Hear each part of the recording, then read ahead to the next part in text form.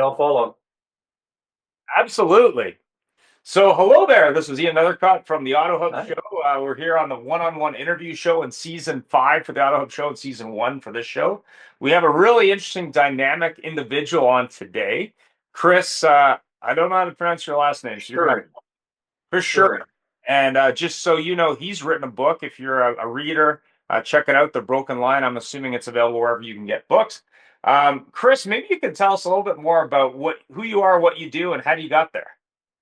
Cool. Well, again, my name is Chris Schuring, and I've basically been an entrepreneur all my life. I just turned 64, and being an entrepreneur, I think I started my first, I'll call it my first business when I was about 14. And it's like a lot of guys, I started out, sweeping the neighbor's yard and cutting hedges and those kinds of things, and worked it up to the career of running international data centers for corporations and those kinds of things. Wow. And in all of that, I've had a very diverse background of working with people and everything from nuclear fusion to medical device development to basically promoting and writing business plans and raising money for taquerias. Um, Wow. and so I've used that experience along the way to create some consulting opportunities and those kinds of things. And currently today, I've written a book called The Broken Line, and it's, like you said, available on Amazon and those kinds of things. And it's really about how financing for startups, any startup, if we look at the traditional ways of doing venture capital and those kinds of things, it is broken. That entire process is broken. And if, as a startup, we don't look at alternative ways of doing things to get our startups financed, we're going to be struggling. Now, I'm not to say that those other methods of private equity and venture capital and those kind of things don't necessarily work, but for the majority of startups, they don't. And so I wrote this book to kind of talk about that and begin the discussion of how do we look at alternative financing and how do we raise money for a startup uh, when we don't know, you go to a venture capitalist like a Peter Thiel or these kind of guys, and all they're interested in is if you need $50 million or more. I was talking to a guy the other day, and he says, well, we're not, I'm working with a company, and he says, we're not really interested in investing anything less than $30 million. Well, I know that the company that we're talking to only needs about five. Well, that means if they go after $30 million, that means basically that venture capitalist wants to own his business. Right. And Right. so you have to balance those kinds of things, because if that happens, then the people who actually started that business become no more than employees. And they didn't start, entrepreneurship to be an employee of somebody else. And so there's those kinds of challenges. But along the way, kind of to look at some of the things that you talk about, I've actually trained to be a race car driver at one point in time in Laguna Seca. Restored a 55 Chevy stepside and worked on Triumphs, 1958 Triumph, and managed a Amco transmission shop for a while, sold cars for a while, and kind of a car guy, not as much as a lot of guys, but I like wrenching like the next guy, and um, enjoy hot rods and car shows and that kind of stuff as well. So thanks for that. So Yeah. when you're looking at venture cap, and I helped a friend of mine raise some money for his company, and I do get approached occasionally for specifically tech companies, usually in auto, but in other industries. So Right. let's just say that company raised, an angel round of say $1 million or $2 million, friends and family, whatever it is, and Right. then they're at the point where they need 5 million. I mean, what's your advice to them versus going to say a Peter Thiel or what's the guy, SoftBank or someone like that? Any of those kind of guys. My advice is don't go to them. Yeah, I've sat across the table from a lot of those guys. I worked in the San Francisco Bay Area for a number of years, and uh, worked in a lot of startups in the dot-com space, and sat across the table from a lot of those guys when they were making their bones, as well as after. And I can tell you that a lot of those guys, they only fund things that their friends bring to them. So they get about 300 business plans a month, or more or less. And the challenge is that they don't fund any of them. They all go in the trash can. And what happens is that they only fund things that their investment partners bring to them. And they only invest in the things that they talk about at the country club over cigars and a glass of whiskey. They're not getting involved in a little startup that only needs a couple $1 million. Um, now, and when they do get involved, they're going to want to control your business.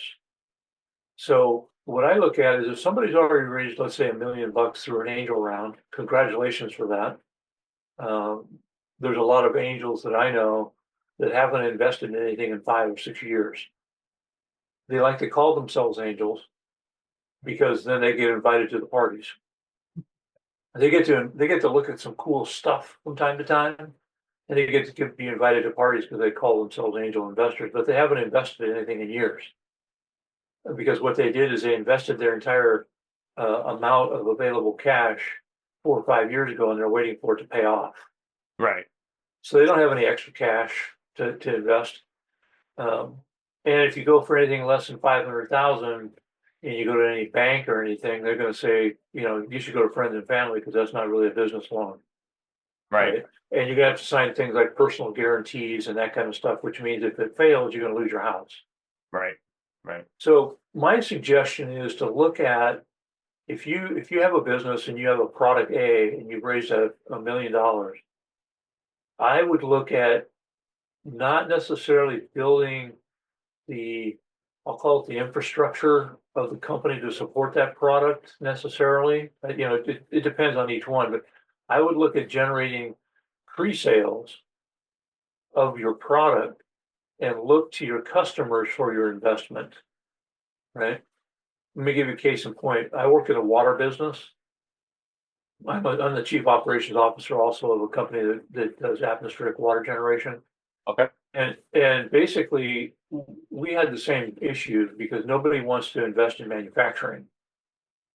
Because manufacturing has a long return on investment, 5, 6, 7 years. Because you got to buy a building, you got to put in equipment, you got to build material, all that kind of stuff. It's not like a SaaS program that 6 months later you're making money. It's not that easy. Right. So we went to who is our customers? Well, our customers are the Central Valley farmers in Central California. We have a lot of customer potential, but let's just take those guys. Right. Well, the Central Valley farmers in Central California that own 100,000 acres, 50,000, 10,000 acres, they have lots of cash capital, but they can't raise money and they can't grow their crops without water. So we went to them and we said, you're our future customers. Why don't we get you involved in our company as a small equity position? And what that'll do is put you in front of the line for product development, product delivery at a reduced cost. And you can invest in our company. And when we're ready to rock and roll, we'll make sure you get enough water to grow your almonds or your cherries or whatever. Yeah. And that was a great strategy because we went to our potential customers to raise the money. So that's the first thing I would recommend.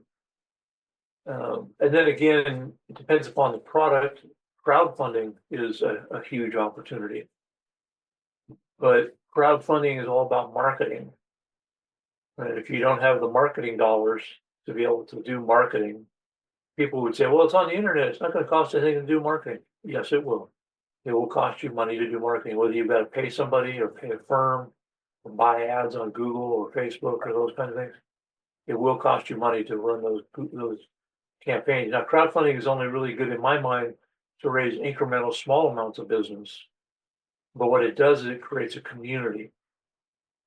So if you got a widget that's going to be sold to the consumer market, you can create a community of champions that like what you're doing.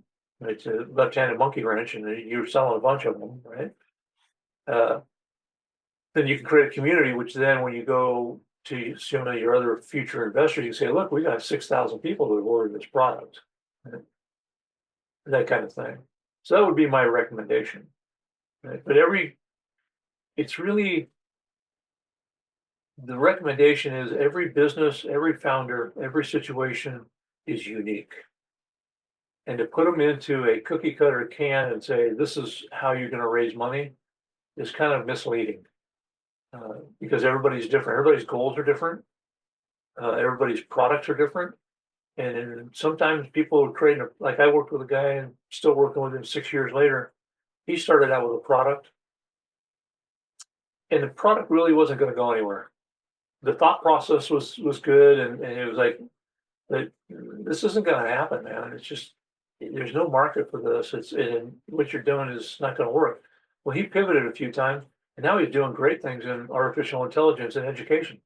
Right. So it's about. I tell people I've pivoted so much I should be a ballerina. It's about it's about pivoting and understanding that the markets change and they're fickle, and knowing your potential consumers and being able to say, hey, today I'm creating ballet shoes, but really what's in vogue are CrossFit shoes. So I want to pivot out of that and start making CrossFit shoes. You may not like it as much, but you have to look at what are the goals of what you're trying to do, right? Are you trying to make money, or are you trying to just sell shoes or become internet famous or what have you, right?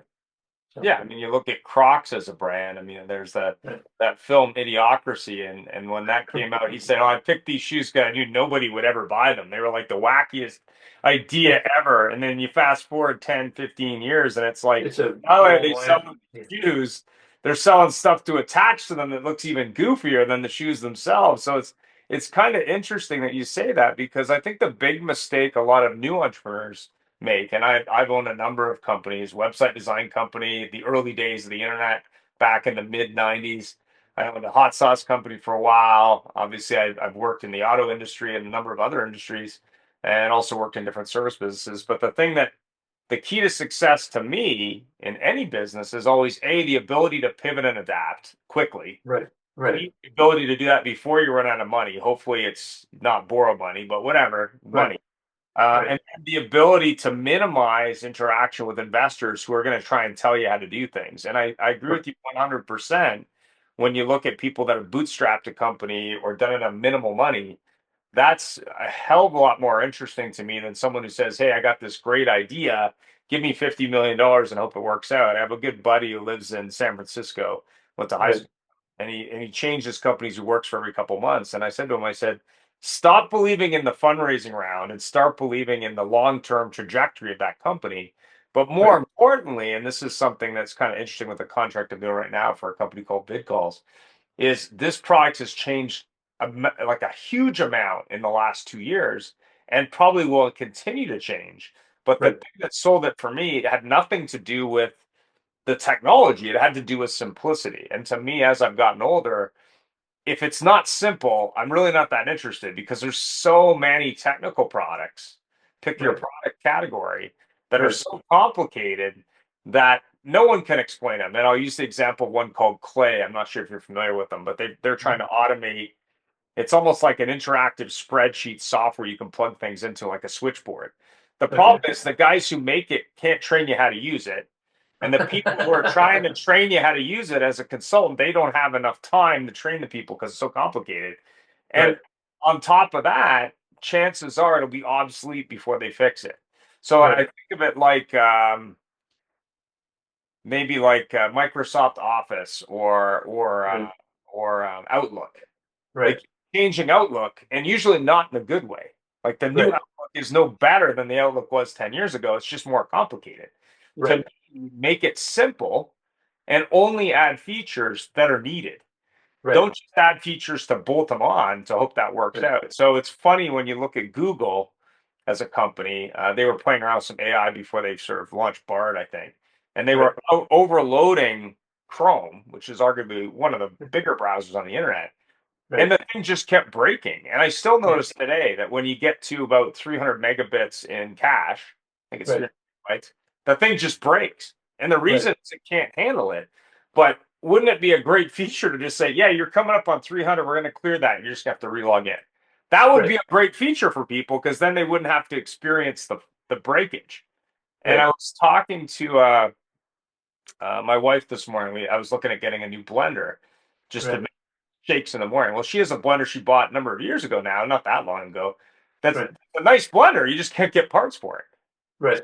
Like, to me, it's like, okay, these aren't complicated parts, but instead of selling me a new blender, why don't you sell me support for the one that I have? which I right. pay good money for. So that's another thing that when I look at coffee makers to pick an appliance, I have an Italian one that basically has three components. Here's my coffee All maker. electronics.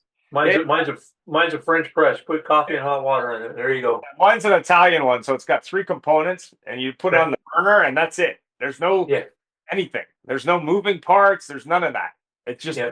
works, and it's been working for a long time. So it's funny that when you look at technology today, or even Right. automotive, or even businesses, I know what is it, the Container Store and a bunch of others are going sideways. Right. Part of it is just they haven't adapted to that modern customer. And part of it is their inability to change the business to line up with that customer. Right. When you look at Right. like products like, for example, lab grown meat, for example, to pick a random product, Yeah. that's a product that may work. Who knows? But Right. the amount of capital cost investment to get that Right. there, I don't know. Like AI is another one where who knows how many will be left, but it's Right. certainly interesting. It's like the early days of the internet Right. when I got Right. into that business, and people are like, "Oh, this is a temporary problem. Like this is Yeah. not." Well, So it's like I started in technology in 1980 yeah, at Atari. yeah, Yeah, I was a sure. I left Atari as a senior operations analyst over all their financial systems. Mhm. And prior to that, a few years prior to that, I was a lumberjack in the timber industry. Oh, okay. So I transitioned from being a lumberjack to working in technology. And the only reason was because they were hiring. I didn't have a degree or anything. It's like the lumber industry was slowing down and technology was hiring. So that's where I went. But anyhow, uh, it's interesting. Everybody and I use AI all the time right now and those kinds of things. Yeah. But it's interesting that people get all fuzzed up about it. But in actuality, it's the same thing that technology has always been doing. Technology has always been trying to create a smoother way of doing things through automation. Yep. And that automation is done at a computer level, which now we just call AI. Um, but it's, when I started doing computers, the HR system, human resource system was on card decks. It was a card deck that was about half the size of a sheet of plywood or whatever. And they were all index cards. And the index cards were fed into the computer, and the computer read the index cards. God help you if you got the index cards out of order. Uh, but that's where I started, right? Yeah. Uh, and that was creating a form of what we now call artificial intelligence, using the intelligence of the computer to create things. And I think that you're right. You know, companies need to understand where they're headed and pivot, and they need to look far enough down the road so they're not pivoting too late. Oh, Um, 100%. and the other thing that I find in I don't want to say a lot of startups, but there are some startups that I work with, and I do a lot of consulting with startups, and I'm a mentor to a couple and all that kind of thing. Is that founders need to know what their role is, right? Oh, It's like I started a couple companies with my current business partner, and I know that my role is an operations guy. I'm an operations guy. Give me an empty building and some money, and I'll build whatever you want. Right? I can build an automobile line. I've been to China and toured their automobile lines. I can do any of those kinds of things. But I'm not really the marketing guy. I'm not really the, the face of the company kind of thing. That's the CEO's job. Uh, and also, I don't like accounting. It's not that I can't do it, but I don't like it. It bores the what out of me, and I don't want to do it. I'm not a Uh, fan. I know how to do it. so Not interested. So when we started our organization, we had a frank discussion about who was going to do what and why. And and that helps because then there's no conflict later that says, well, how come we didn't do this? Well, you were, supposed to be doing this and that and the other. Uh, so understanding what your role is currently and in the future with the company is extremely important. Because just because you're the entrepreneur started the company doesn't mean that you can be the CEO of a multi-million dollar company. Yep. Well, Right. 100%. You look at some of these companies today, and I always look at it from a CEO point of view that it's like there's the founder who started the company. There's Right. an operations guy who might initially work with the founder, and then there's someone who'll carry the ball moving forward. I had the opportunity a number of years ago to see Michael Dell live talking about Okay. the computer. And what impressed me at that time and still does today is he spent the entire presentation talking about his customers. He said, listen, I Right. wouldn't be here without my customers. You don't want to hear about me and my life. All you want to hear is how I can get more customers and retain them. That's all that it's Right. about. Everything else is freaking irrelevant. Like all that other stuff can be done to your point. You can build the Right. operation side, you can handle the growth, you can hire staff, you can put systems in place. I think the mistake though, with a lot of this AI technology, and I'm not trying to blame it. I've done a number of shows on it now. Right. It's not a magic bullet. It's not that No. silver bullet from the vampire movie or the werewolf movie. It's a tool on the tool belt that might be useful depending on what you want to do with it, and it might Right. not be useful. But it's not, it's something you can't ignore because if you can streamline operations and produce more and create a better experience and generate more money, great. But it Right. may not be the right fit. I think of Lego sets or those puzzles where they have these different pieces. So Right. sometimes it works great. Sometimes Right. it's like that doesn't make any sense. And I always use the Right. example of government because they're inept at a lot of things. Um, Right. Automating stuff that you don't know how to do yourself as the person in charge, that's a mistake. Like figure Right. it out first. Maybe you train the AI to do it, who knows? But at the end of the day, if you can't do it yourself, Right. throwing AI into the mix is not a good Right. thing. And I use the example of the internet way back. And this was way Right. back when you had to know how to code HTML Right. and know what you're Well, doing. And luckily for me, my brother's a coder, so he could do that. I was good at the graphics side. I had a background in that. But what was funny about it was at the time, really, it wasn't anything snazzier than a digital brochure. There wasn't a lot right. going on. Right. Fast forward when you look 25 years in the future or 30 years in the future, maybe. Um, Websites have moved ahead a little bit, but Right. really, when you look at the rate of change for websites today versus 5 years ago, there's not a lot of new stuff. Like there really No, is. and when I talk to companies, I tell them don't make a one-dimensional website. Create an experience that's a customer portal, right? You want somebody when they hit your and we're working on it for ourselves internally as well.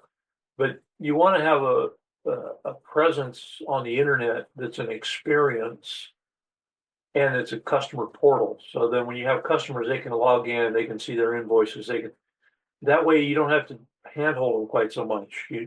They can see like we're working on design efforts, so then they can see what their designs are, what their products are going to be, and Right, those kinds of things. And that uses we're using AI to do those kinds of things as well as virtual reality. right, Right. So we're now right now we're working on and we won't roll it out until the middle of next year, but we're working on a platform that uses artificial intelligence and virtual reality to build manufacturing facilities in the metaverse before you actually put bolts on the ground in a physical building. right, So you can work all the bugs out and those kinds of things. So those are the ways that you can use these new technologies to do those kinds of things. We're also working, so in manufacturing, we use a lot of like ERP packages and those kinds of things and all that kind of stuff. And a lot of those from a managerial point of view, not from a on the shop floor point of view, but from a managerial point of view, are very cumbersome. They're very data intensive.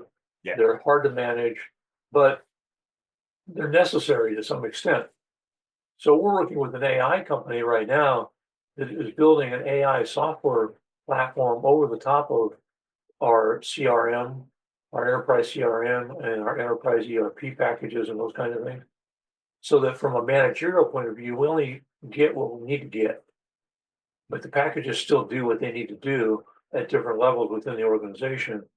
But we don't have to be embroiled in the complexities of the difficulty of those software packages. And they're using AI to do that to be able to prompt and do other things. So there's great uses for the tool, much like I was a COBOL programmer. There's great uses for COBOL back in the day. Um, this is no different in my mind. It's just it's cool. There's a lot of things to be done with it, but using it for the right purposes is really important, right? I use mostly right now to create images. I create lots of graphic images using AI just for fun and that kind of thing. The cover that you see on my book, I created that with AI. Um, you know, those kinds of things. But I think it has a place, and there's still maturity that's going to take place in that technology field. But it's a tool that's here to stay, and it, like every other tool, it's got bugs to be worked out. 100%. I mean, I use it a lot for images and overlays and tracks, and you can now even create people that do different things, which is kind of interesting. But I think it's very early days. I mean, it's moving quickly, but I Right, think part of the challenge I think that we're dealing with generationally is we'll see a lot of younger people who maybe haven't learned how to think properly, and then they're expecting AI to do it for them. Really, AI is really just a sidecar. It's an assistant, but it's not the person to replace the thinking part. right, It there as a resource, much like the internet. I see it as sort of the evolution of what the internet was, not quite metaverse, because I think when I think metaverse, I think back to Lawnmower Man in the '90s. But and I don't know if we're getting there. I mean, yeah, I tried out one of these Apple wearable computers, and I said, "There's no way I would ever wear this all day. Like, there's just no way. right, Just too right, weak." But that's not to say that within 10 years they won't have something that does that. But at right, the I think that the takeaway as you move into 2025 is you need to be open-minded. You need to be constantly looking at what's going on. You need to implement things that make sense, but more importantly, need to be thinking long term. I think I've always right, had a good skill in that area, being that I pick up technology very quickly. My dad had a computer in 1980, but I also had the opportunity years ago to work with a gentleman who worked for IBM and designed computer chips and even interactive laser disc yeah, kiosks for car companies back in the day, which could change the color on the screen of a car, which at the time was like, yeah, ooh, yeah. that's That's everything. But right, like anything, it's speed. And I think when you look at things like quantum computing and AI with huge supercomputers, there's a lot of potential, but it's going to take time to get there. And I think the right, mistake a lot of people are making is they're so afraid of it. right, There's so much change, they just don't know what to do. So when right. you're working with clients, like what are you looking for in terms of a client and how do you work with them? Well, what I'm looking for is, and I don't really do a lot of looking. They look for me. But what I'm looking for is somebody who's passionate about what they're trying to accomplish Okay. and is doing something that is worthwhile. Now, when I say worthwhile, I don't want to be judgmental, but I'm not really interested in working with somebody who's going to create the next SaaS program to do casino betting or something like that. I have no interest in that kind of stuff, right? Another razor? Another razor? Yeah, nah, I'm really about world change. I'm about making an impact. I'm about using my experience and my network. I have a huge network, using my network to help people make a difference, right? So right now we're working with a group, very small, but they're in the egg processing business in West Africa, Oh, okay. right? And they reached out to me and basically come to find out that there's a huge opportunity in egg processing in West Africa, and they aren't the chicken, they don't own the chickens or the eggs. They're just the egg processor because the big problem there was health and safety issues around eggs. Now, do I know a lot about the egg business? No, I do. I'm learning more every day, but they reached out to me and they're interesting because they can make a big difference in their community and their region and those kinds of things. Right. And how I work with them is basically I ask questions and let them ask questions of me. What can we do to help? Where are your areas of concern? What because I've done so many things and I have such a large network, there isn't anything I can't find somebody to help you with. May not be me, Yeah. maybe a CPA or maybe somebody else. Maybe somebody like you, somebody wants to know more about car dealerships or something. Right. Uh, Now I know enough about car dealerships to get myself in trouble, but it's not. I don't have a passion for that, Right. so I would quickly become bored with it. Um, but like I worked with a guy recently, they're doing nuclear fusion, the new nuclear fusion technology out of the Netherlands. Oh, interesting.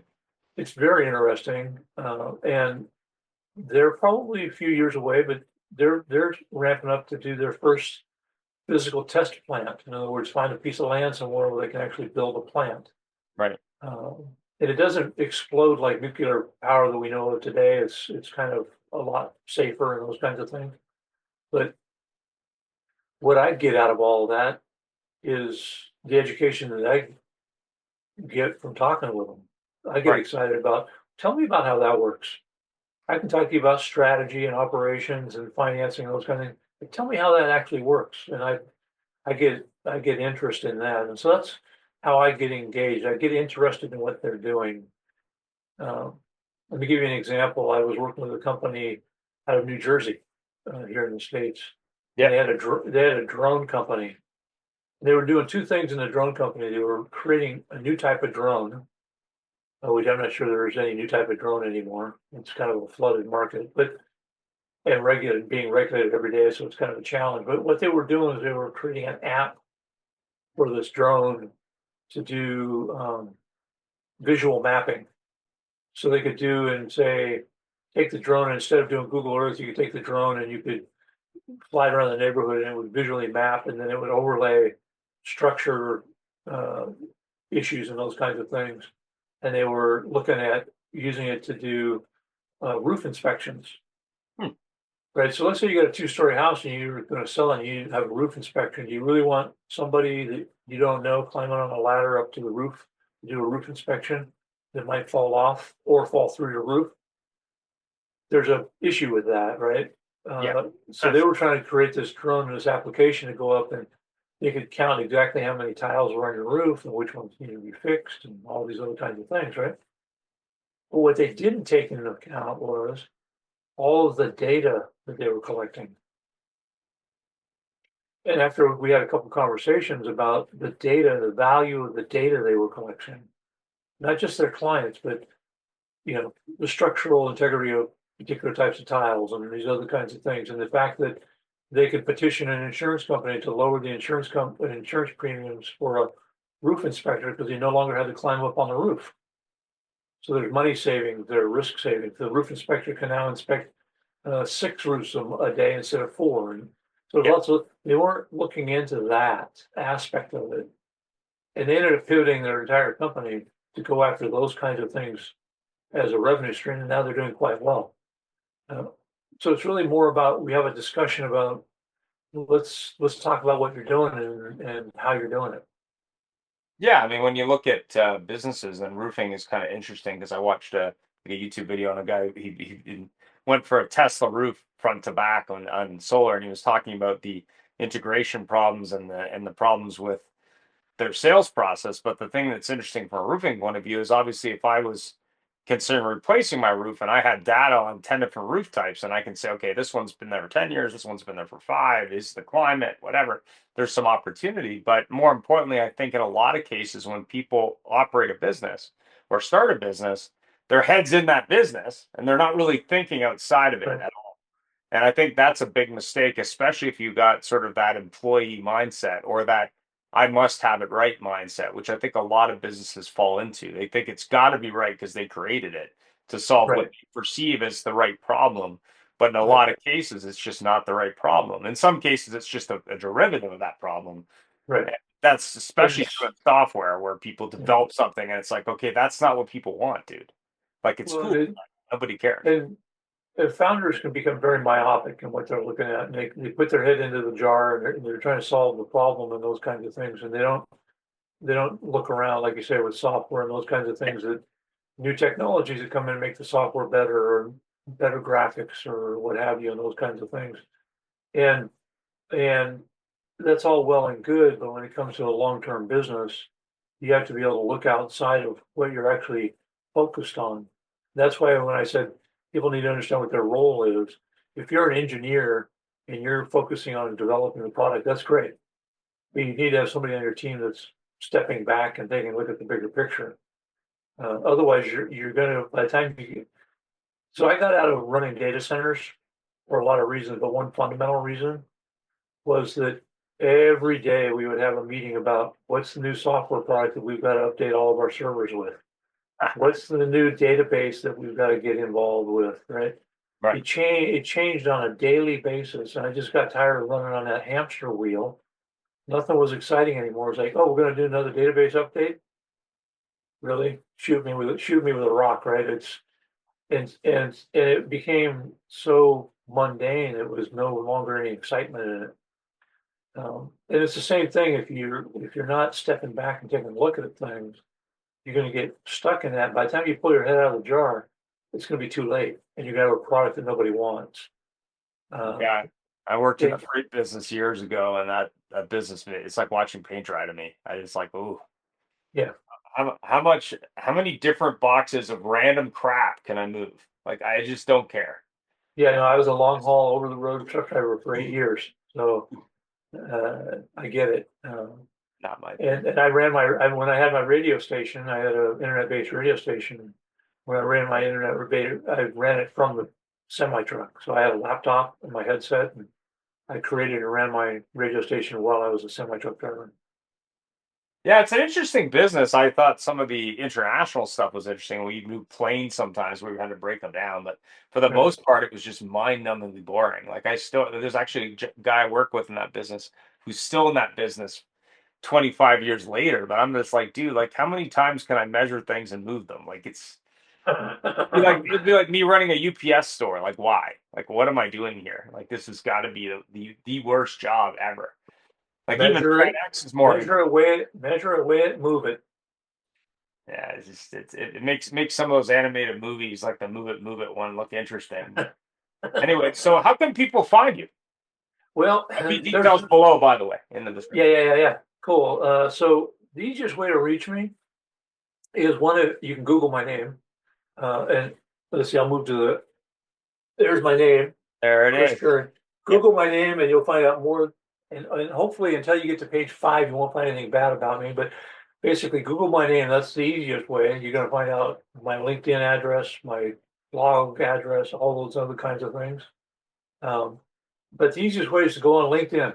Now, I could give you all my email addresses and my phone number and all those kinds of things, and you'll forget it. And even if you put it in the web chat, people will just forget it. And I know how it is. We get inundated with that kind of information. But if you just Google my name, you'll find my books on Amazon. You'll find my blog.